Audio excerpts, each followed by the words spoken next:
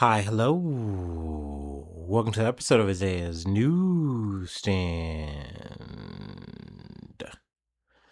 It's your host, Isaiah Edwards. The date is July the 21st, 2026. Hopefully, this episode finds you well, in good spirits and high hopes. As for me, I'm doing pretty good. Happy Tuesday. Happy Tuesday, everyone. Hopefully, it's been a good day for you. As for me, it's been okay. Not the greatest day, but we got through it. Let's see, we can start from the top. Another day not getting the greatest sleep, but overall pretty good sleep. I woke up about an hour and a half before my alarm was supposed to go off, but I kind of just stayed down and, just try to conserve my energy because I knew it was going to be a busy day. So I, got up, got myself together eventually, went to work. Now it really wasn't busy at work. I came into one buggy and I was like, oh, okay, I guess it's going to be my day for the day. So I got that done and then I proceeded to go upstairs and just help cut down boxes.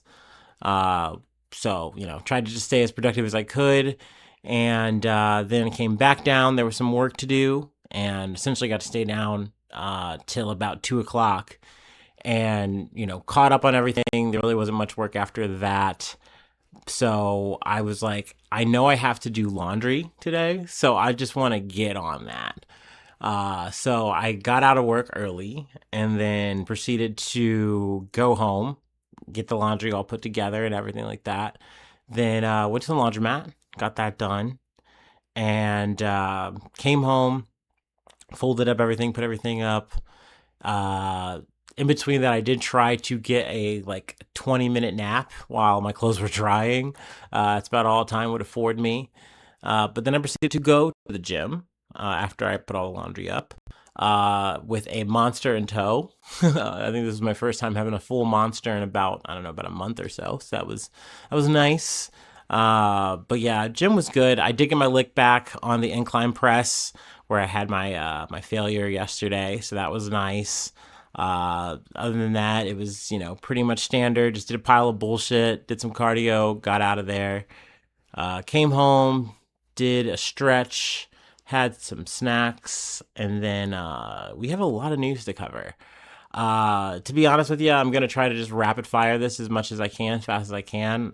It's kind of been a very long day, so you'll have to excuse me if this is a bit less detailed, a little bit more sloppy. Mea culpa in advance. But yeah, let's go ahead and do our startup and let's get into some news.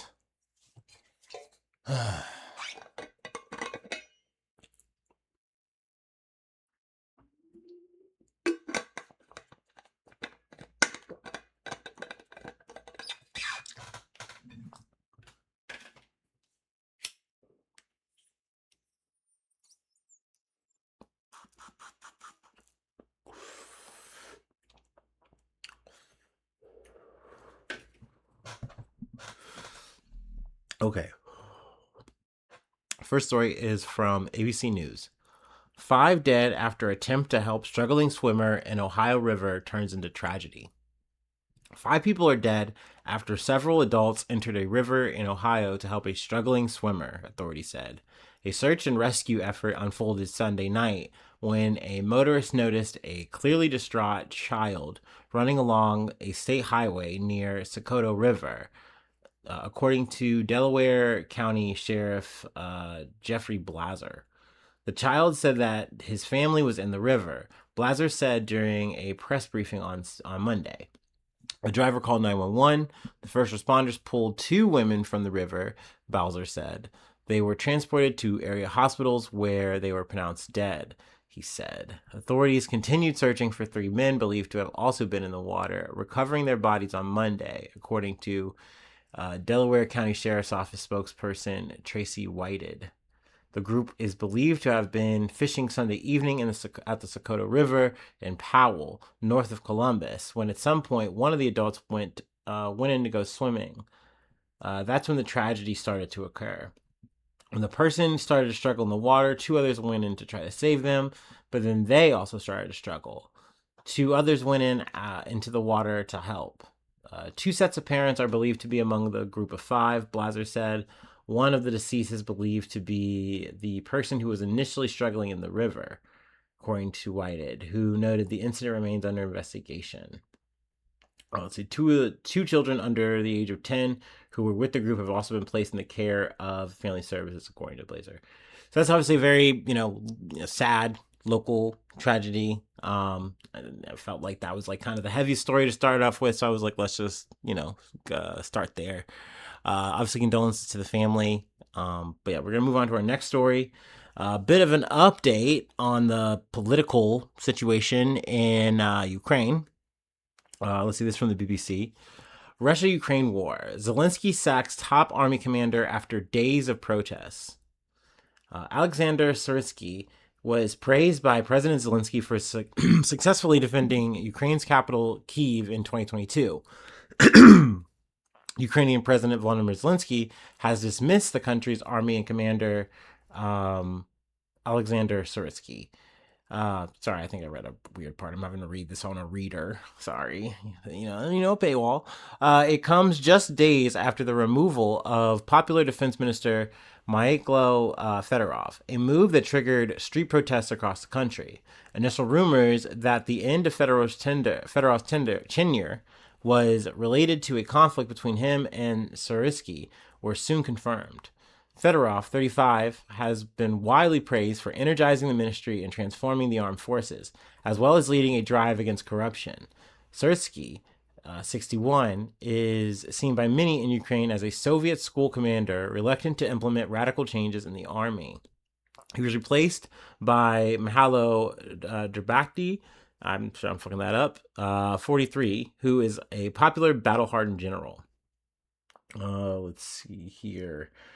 Skipping ahead a bit, Zelensky also revealed that earlier in the day he met Fedorov and offered him a worthy position in power, but did not say whether the offer had been accepted.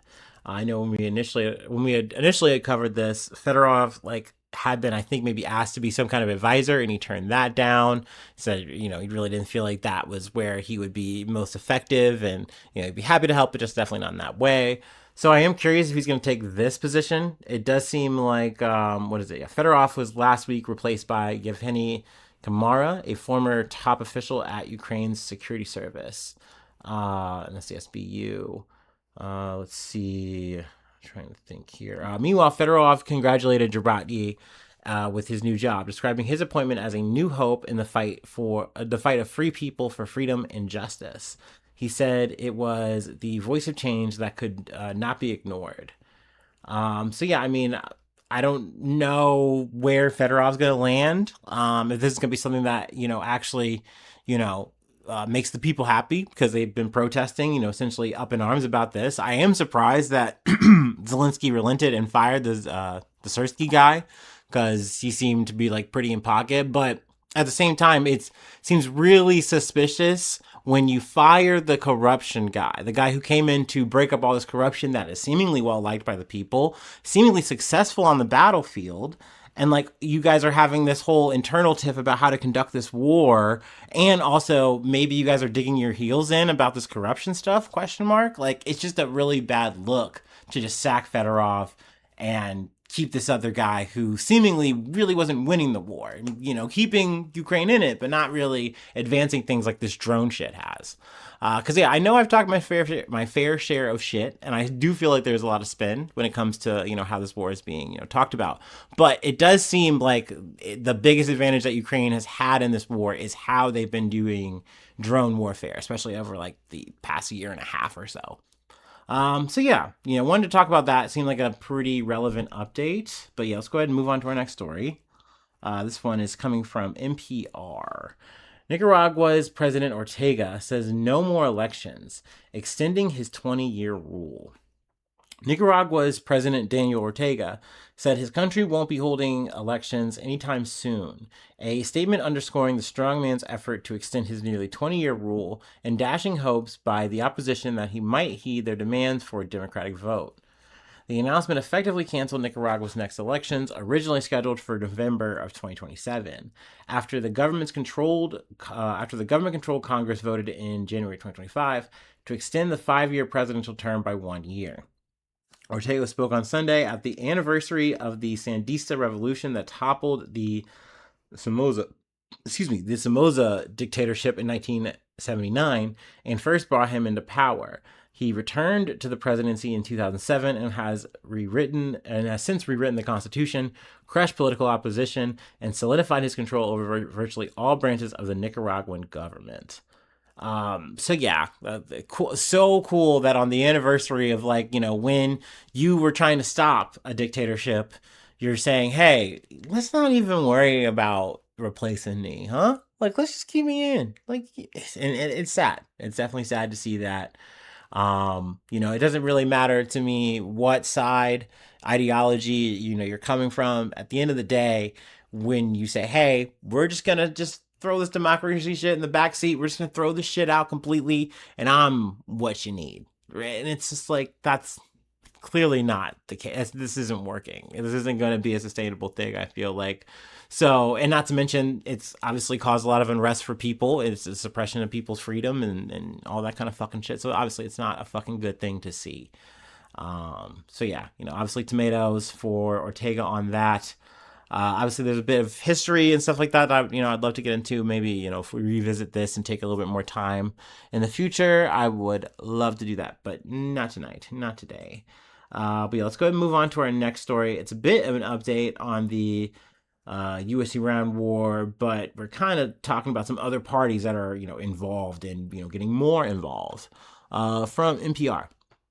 Amid U.S.-Iran war, Houthis declare a blockade of another key strait, Bab el-Mandeb. The Houthis, a Yemeni Shia militia that is aligned with Iran, have announced a naval blockade of a key waterway, the Bab el-Mandeb Strait. In a video statement, a Houthi spokesperson said the blockade was in retaliation for strikes from Saudi Arabia on a major airport in Yemen's capital, Sana'a. The Houthis have accused Saudi Arabia of hitting the airport while an Iranian official was traveling through this month. On Monday, Marine Traffic, which tracks vessels' movements globally, said 2 oil tankers have rerouted after departing Saudi Arabia, calling it the first operational response to heightened security risks in the Red Sea. Bab el-Mandeb connects the Red Sea to the Gulf of Aden and the Indian Ocean, and it lets Saudi Arabia, one of the world's biggest oil producers, get millions of barrels of oil a day out of the open ocean for export. So we've covered the Houthis before doing this kind of shit, shutting down, the Red Sea. That was in relation to the Israel-Gaza war. This in the situation is the same, but just different reasons for why they're going out there and doing what they're doing. And yeah, this is definitely something that Saudi Arabia does not want. I believe, if I'm not mistaken, when the Strait of Hormuz got shut down, they kind of scrambled. They've been scrambling to open a pipeline. They've already had this, but then to, I think, make another connection thing or something like that, to kind of reinforce this, to keep oil flowing, to keep things going. And now, if the Houthis are going to come in and actually shut that down, or even not even shut it down, let's say they can't. Let's say America gets involved, yada, yada, yada. The constant threat is going to make the risk an all-time high, to the point where in a lot of situations, you as a shipper, you don't have the insurance. So therefore, you cannot make the trek. You cannot travel. And that's only going to be bad for the markets. It's only going to make things go up. So this is definitely bad news in that regard. But, this is one of those things that I think has been floated about a month or so. At least I've been hearing it. I think the only thing that really did diffuse it was the ceasefire situation and the signing of all that bullshit. But as that is pretty much just seeming like a useless piece of e-paper, it really seems like, yeah, it's definitely back on the table in a big way. So we'll see. Right now we're just talking about it right now. Ships are just being wary, but I haven't heard of any actual action outside of, what the Houthis mentioned in their statement. So we will see what happens next there. All right. I have one more story that I wanted to cover. I feel like I almost missed this story. It was definitely from last week. But, I've been into this whole prediction market thing, at least in terms of covering it. I find it very fascinating. It's definitely dark and has that icky bend to it because, it's essentially people just gambling on everything now.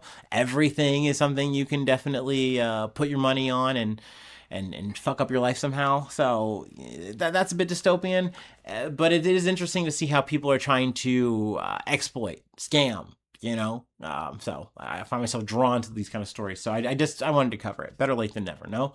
So let's take our last break, and we'll go ahead and take it on back to America. Talk about a little kerfuffle in the White House with a little teleprompter. Anyway, last break time.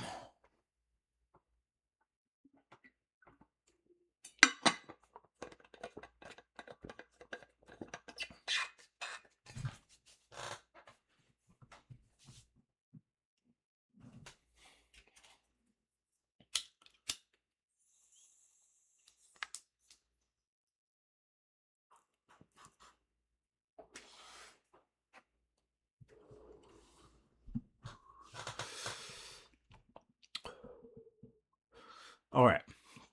From ABC News, White House teleprompter operator made more than 100K betting on Trump speeches. President Donald Trump's longtime teleprompter operator is believed to have made tens of thousands of dollars by placing bets on more than a dozen of Trump's speeches on the prediction market Kalshi. Federal investigators with the Commodities Future Trading Commission found. Sources familiar with the matter told ABC News. Gabriel Perez, a technical assistant to the president who has been operating Trump's teleprompter since 2016, is in talks with with federal regulators to settle allegations he used his inside knowledge of the president's speeches to win more than $100,000. The sources said. According to the sources, Kalshi alerted its regulator, the Commodity Futures Trading Commission, or the CFTC, to the suspicious activity on its mentions market, where users can bet on whether specific words, phrases, or topics are uttered during a public speech. Our surveillance team promptly flagged and referred these trades to the CFTC, and we are operating and assisting regulators. Kalshi's head of enforcement, Bobby Denault, said in a statement provided to ABC News. White House Press Secretary Caroline Leavitt told reporters Thursday afternoon, following ABC News report, that Perez has been put on unpaid administrative leave. Leavitt said she spoke with President Trump about it, and he thought it was a disgrace and made the decision himself to put Perez on unpaid leave. I love how they actually have a level of disdain here, but really this is one of those things where it's like they have allowed this shit to exist. They have freed it up. They've allowed it now to exist in the market and be this way. You can now do this in America. You don't have to go and do it in any kind of offshore, other country kind of thing. And you're expecting this to not happen? We'll have regulators get on it. It's like, I feel like if this dude had done it on Polymarket, he might have maybe got it away with it. Maybe I'm crazy for that. I don't know. But Kalshi, I do feel like, is a little bit more on it in terms of saying hey, we really want to make sure that we're on the level here. Now, maybe that's, a bit opinion related. It's not like I've actually interacted with these two, but I feel like that's just the general rapport I kind of get. I'm glad that this guy got, but at the same time, I'm not surprised to see, I think this is maybe the second or third time this has happened, that someone in the Trump administration has used inside information for profit in one of these prediction markets. I think you're only going to see more of this in the future. And it's also crazy too that after this happened, this started getting headlines and people were looking into it, yada yada yada. Then they put out a memo saying hey, you guys can't do this shit. They just think, well, hey, you guys will do the right thing. Come on now. Let's see here. I did want to read a little bit of, I guess, about how this kind of worked. The White House has strict ethics guidelines that we expect all staffers and officials to follow, said White House spokesperson Davis Ingle when contacted by ABC News. Let's see. In addition to February's State of the Union address, sources said CFTC investigators discovered that Perez placed bets on more than a dozen Trump speeches over a 3-month period, including a December primetime address, a January speech at the World Economic Forum in Davos, Switzerland, and Trump's remarks in March during a Medal of Honor ceremony. Later in March, the White House issued an internal memo warning staff against using non-public information to place bets on prediction markets. Sources previously confirmed to ABC News. Perez has served as one of Trump's teleprompter operators since Trump's first presidential campaign. So he's been down. And I mean, once again, I think you're seeing a situation for him where he's like, oh, well, now these markets are a thing. And I mean, yeah, I have my finger on the pulse. I'm literally seeing these things as they're coming up. I can just it's not even a guess for me. Like, and don't get me wrong, I see how this is an illegal thing, but I also see how people are like, oh, well, why can't I bet? Why shouldn't I? You know what I mean? Why shouldn't I call my own shot here? You know, I'm not a baseball player. What kind of ethics are we really talking about here? I need to make some fucking money. So yeah, I get how people are going to be like, oh yeah, I'm going to take advantage of this. And I don't think that this would even be a MAGA Trump world conservative thing. I'm sure roles reverse anyone. You're going to see motherfuckers try to take advantage. In fact, we've already seen it in political level in terms of these prediction markets and all that bullshit. Anyway, let's see. What else did I want to read from here? Trump is known to frequently deviate from his prepared remarks, as he himself often acknowledges. He does love a good riff. He hits that fucking weave or whatever the fuck he's described, and that's honestly where he says his craziest shit, but maybe the shit that gets clipped the most and is maybe the most interesting, or winds up being the most like, wow, that was almost thought-provoking from this crazy old fucking demented guy. Let's see here. I'll read a quote from Trump here. You know, when you go up there, you take a big chance, especially me, because I go off teleprompter about 80% of the time, Trump said during remarks in January to the Detroit Economic Club, another speech federal investigators believe was among those Perez betted on. In certain instances, investigators uncovered times when Perez would back out of certain bets mid-speech, when Trump skipped over a portion of the speech that included a word he had previously bet would be mentioned, the sources said. I mean, and that's where it's like, this is inside information. It's so inside that no one else could know that. You literally are there. And it's like, well, no one's going to be able to beat you on this, man. Like, you become untouchable in this. But once again, should this market even fucking exist? I mean, in my opinion, no. But here we are. We're living in this, in my opinion, a gray zone where, you know, we're going to try to enforce this stuff to the best of our ability. Maybe? Question mark. But yeah, it is something that it looks like he's going to be settling. Regulators at the CFTC have expressed a willingness to settle with Perez and have discussed terms with him that will require Perez to give back his profits and refrain from making similar trades, according to sources familiar with ongoing investigation or ongoing discussion. Let's see. Kalshi has a policy against users placing bets based on information obtained as part of their jobs. So that's a little bit baked in. Once again, I don't know if Polymarket has the same thing. I don't think they do, but I could be totally wrong there. Excuse me. Yeah, we're going to say this is more yada here. But yeah, it's another prediction market situation. I felt drawn to cover it, and it's Trump related. Had to. Why not? But that'll be the episode for today. Let's see. If you'd like to help out, support the effort I do with Patreon, patreon.com/AZNews. Become a newsie today. Really hit me up, AZNews1@gmail.com. Feel free to follow me or the podcast on any of the socials. Subscribe to YouTube, follow on TikTok, follow on Spotify, follow on Apple Podcast. Yeah. Leave a like, leave a cool comment. Sharing is always caring. All the stars are appreciated, but if you don't do that, that's okay. I'm just glad that you hung out and you listened to another episode. So yeah, hopefully I see you soon for some more good news. I love ya. Bye-bye. Mwah.